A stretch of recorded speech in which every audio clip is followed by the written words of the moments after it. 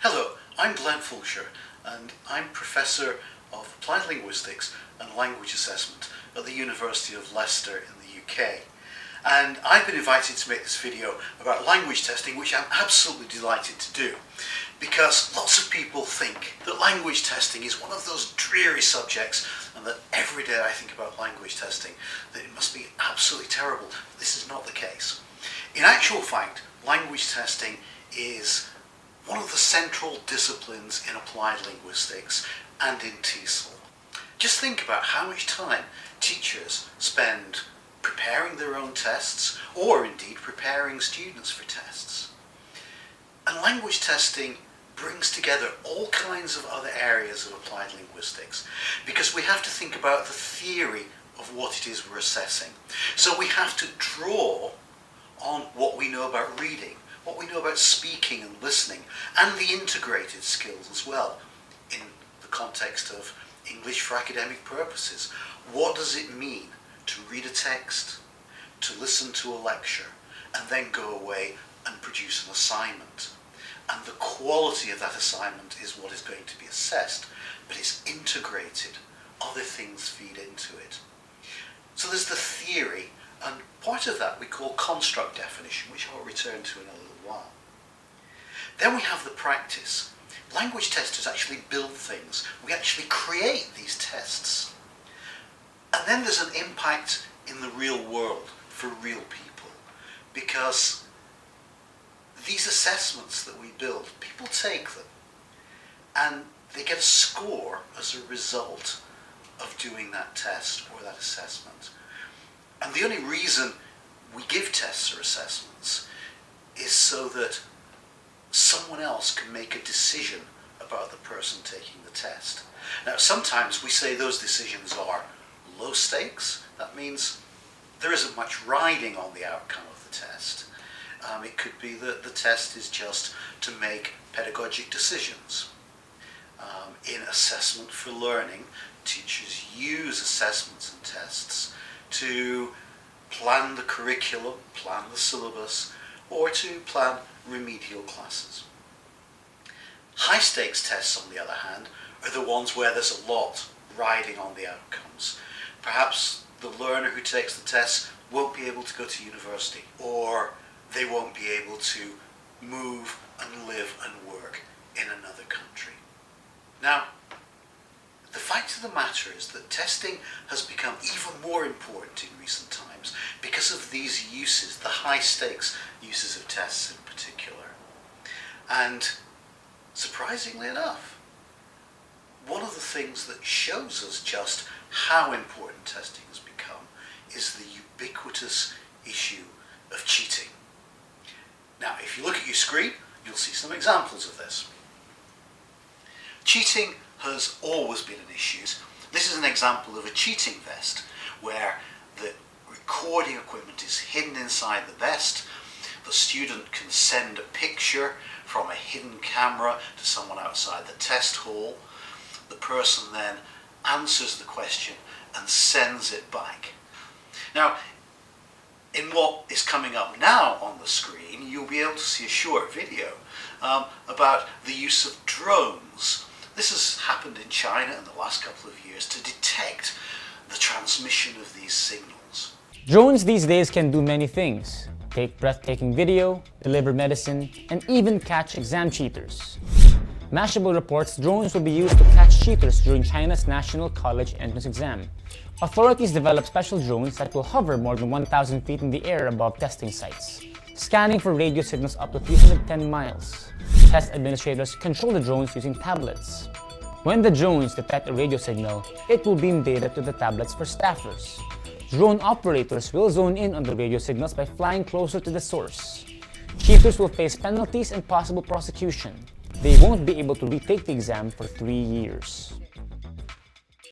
One of the most interesting stories to stop cheating in recent years was one in India, where in order to avoid the problems of not only cheating vests, but people writing on the inside of their cuffs or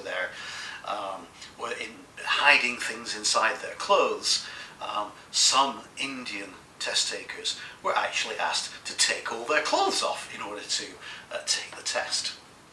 Now, why should we have this problem with cheating? Well, it's because in high-stakes testing, the scores that students get from a test actually take on a commercial value. The scores themselves are a currency which you can spend to travel, as we said, or to get into education. And if you don't have that currency, then the temptation is to get it by other means. Of course, the currency is not only for individuals, it's also for institutions. And if you work in schools, you know that in recent years, schools have been overly concerned with the scores that their students get in many countries around the world, because those scores feed directly into assessments of the school. Your school could be closed down. Your school could receive less investment. And so there's an interest on the parts of the schools and the teachers to keep the scores high. Sometimes that's done through means other than teaching what the test is supposed to be assessing. One of the more interesting examples of getting students to score high on tests was the use of what we would think of in medical research as the use of a placebo. And on the screen now, you can see the example of the FCAT power bar. And this was used in Florida schools in the last couple of years to try and get students to pass the Florida Computer Adaptive Test by eating these chocolate power bars, which they were told would boost their performance. The stories that I've just been relating, of course, are some of the, well, I suppose, amusing extremes in what happens in the real world with language testing and assessment. But it just shows the power that tests have and their practical use in the world.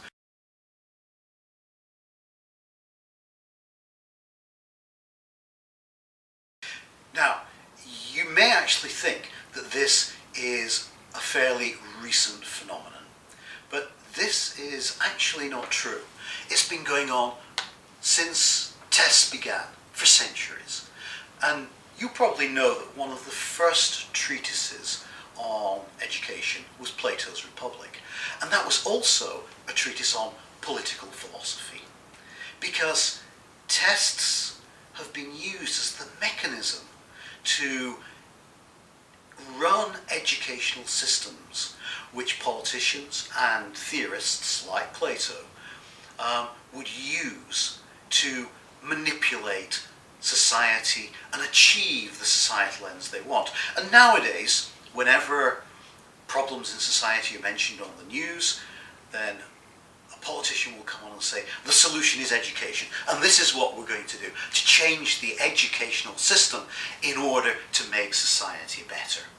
This is a quotation from Plato, and as you can see, what he's suggesting here is that those learners who are studying the curriculum that he set out are going to have to take tests all the way through their studies, the final ones being at 50, and only those who are successful are going to be the ones who become guardians in his ideal society. He was a utopian writer. Now, Plato wasn't the only one. I'm going to put a number of slides up now, which you can follow on the screen. All of these relate to the development of testing in China. And Bernard Spolsky, in his writing about the history of testing, refers to what I want to talk about next as the Chinese principle. And that is that the outcomes of examinations replace patronage as a method of selecting people for jobs. And in China, this was the way of selecting civil servants in particular. And this dates back to the 2nd and 3rd centuries AD. And in the pictures and the slides that I'm now putting up on the screen, you can see photographs of the testing centres before they were knocked down in the 1920s. And this was really the beginning of the role of testing in meritocracy. And lots of the things that happened in these tests are easily recognizable today. So, for example, candidates were only allowed to leave their seats to go to the restroom once, and their papers had to be left with a clerk as they left the examination room. Exchanging papers with other candidates wasn't allowed. You weren't allowed to drop papers on the floor. No talking. Any attempt to look at the work of a neighbouring candidate was punished. Changing seats was disallowed, and you weren't allowed to hum or make any other noises. And of course, when you'd finished, all papers were placed in sealed envelopes so that changes couldn't be made once the test was complete. You can see here that we have all the trappings of modern tests, of modern language tests, taking place back in the 3rd century AD in China.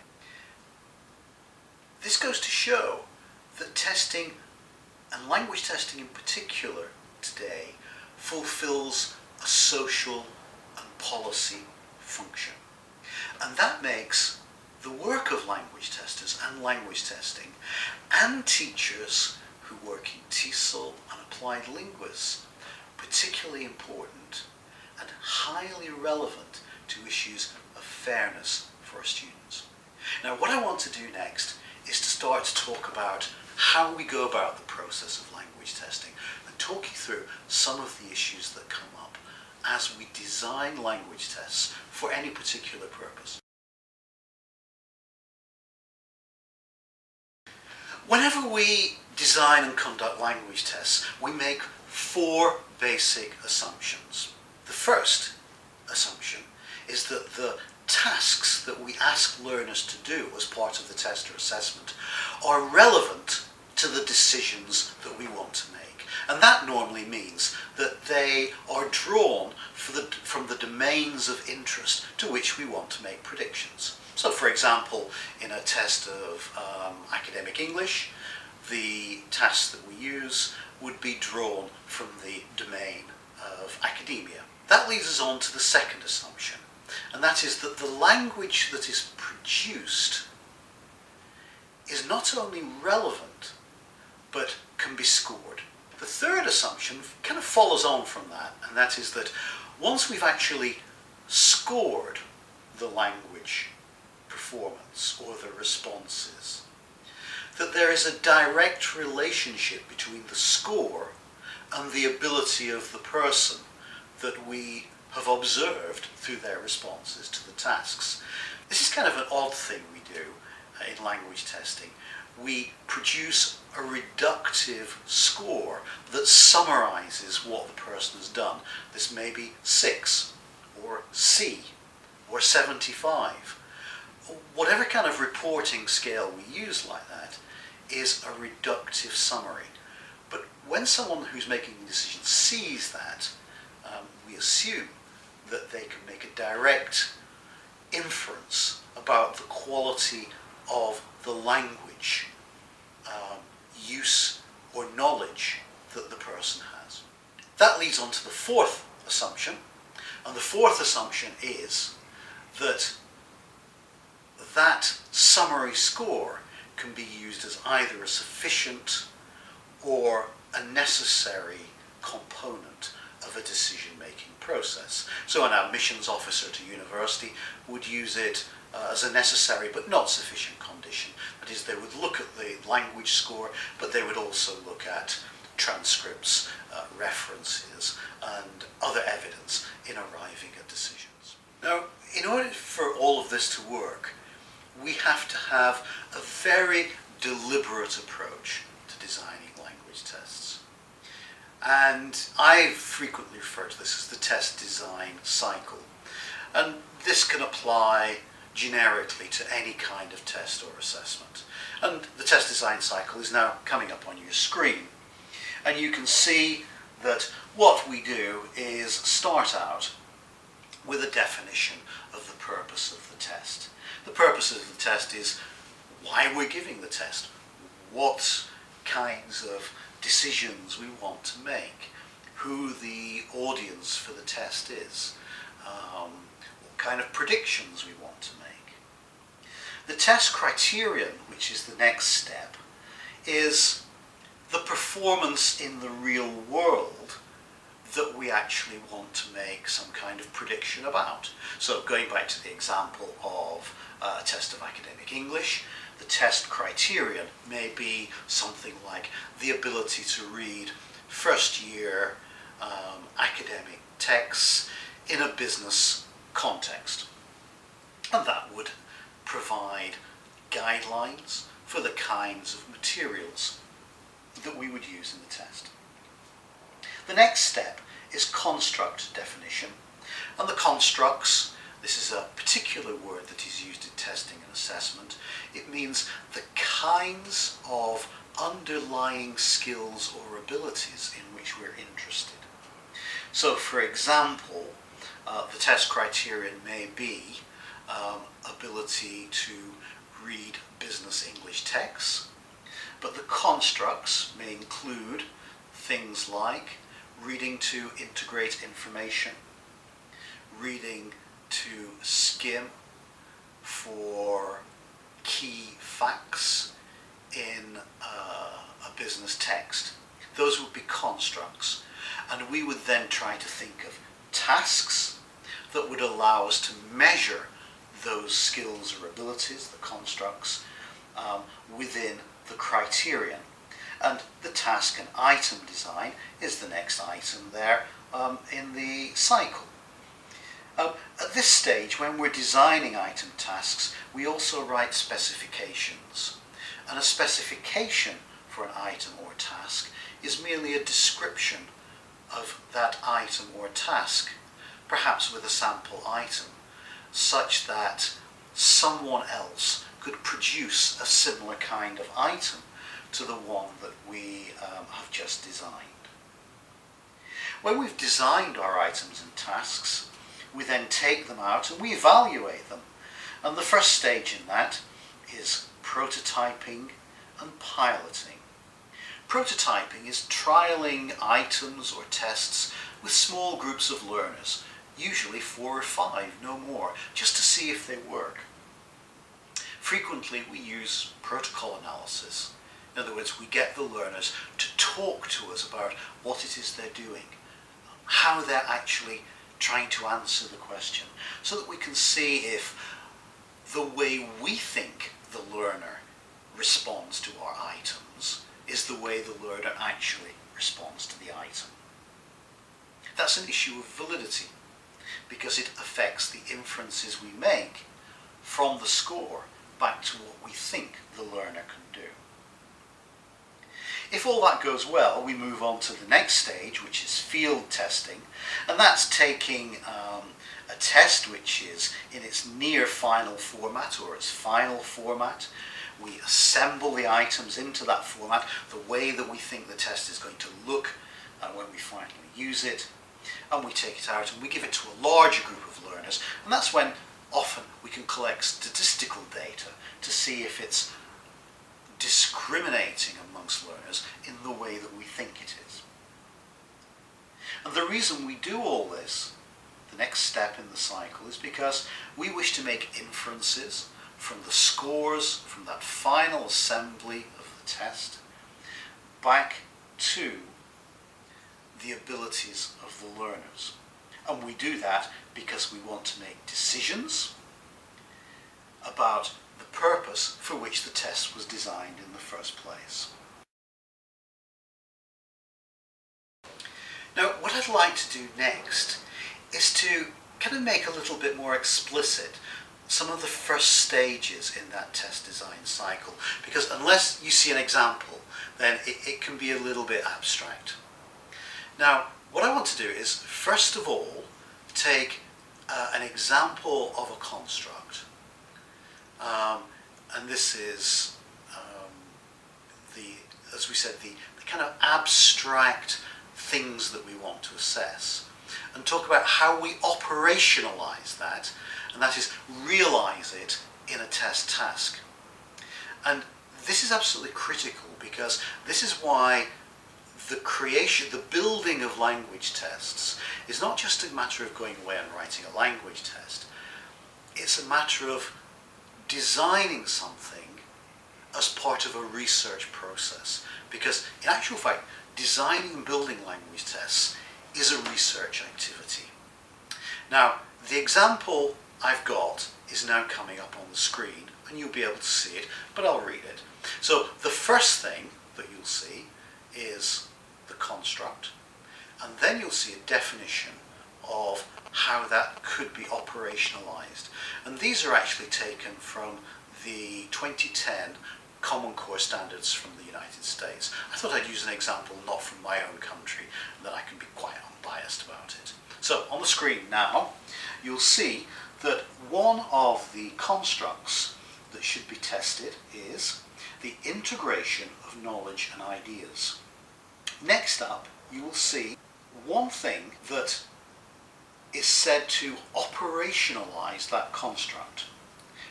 And I'll read this for you as well. Translate quantitative or technical information expressed in words in a text into visual information, e.g. a table or chart, and translate information expressed visually or mathematically, e.g. in an equation, into words.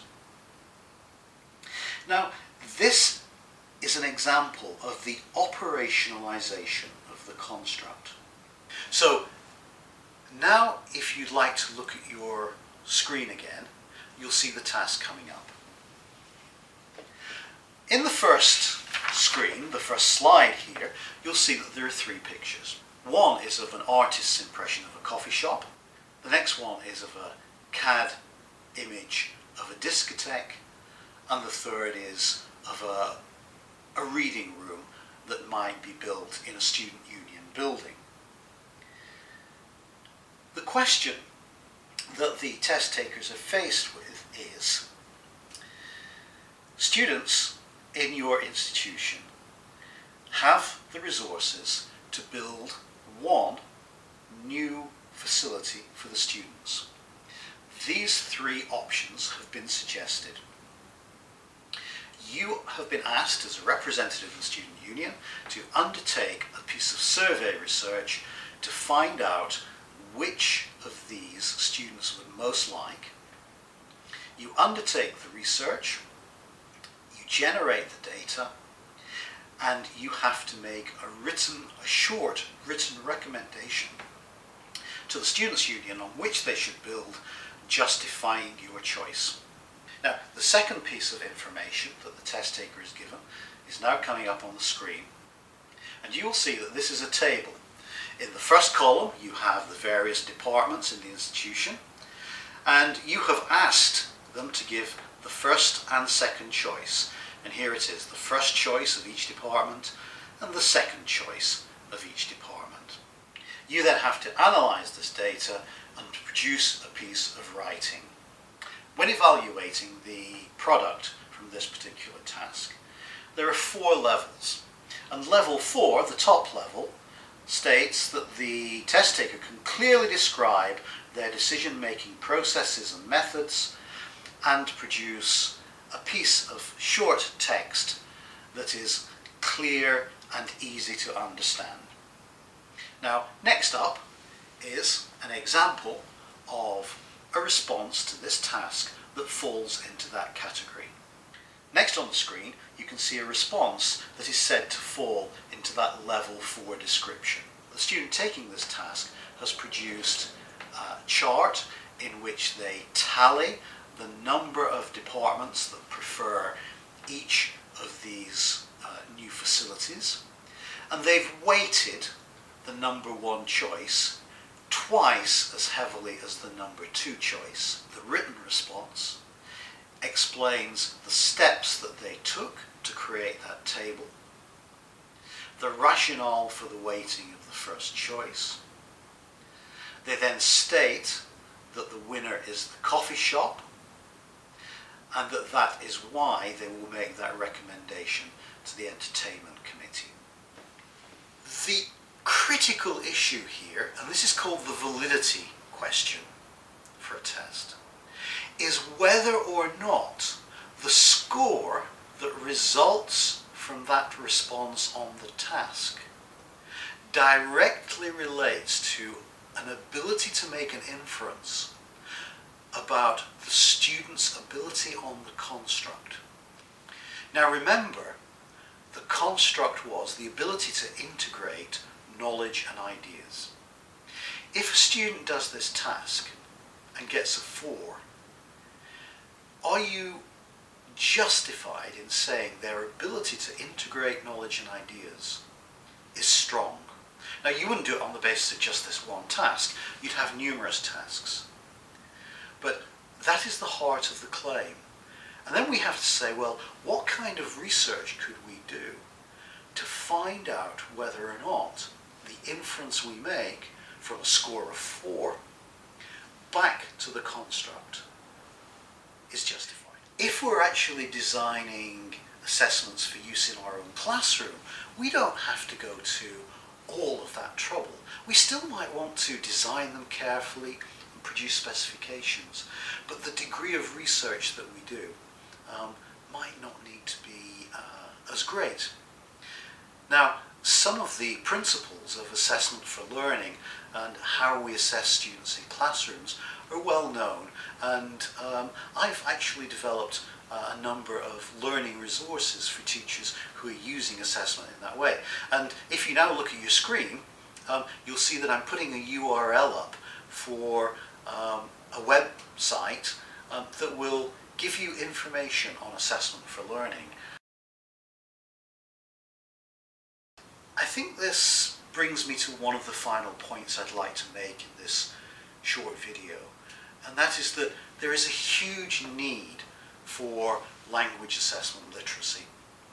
And language assessment literacy are the skills and abilities that we as teachers and we as applied linguists and we as researchers need to be able to use tests and assessments effectively in our work, whether or not it's to inform our own classroom practice, whether it's to conduct research, or indeed whether or not we're asked to make really important decisions about learners, or select tests for the big summative purposes where we're going to be making decisions about people's futures. So learning about testing and assessment and language assessment literacy is becoming increasingly important in TESOL. I hope you've enjoyed this video. It's been a very brief introduction to language testing, but I do have a website with a lot of information, and you can follow up on some of the things I've been saying.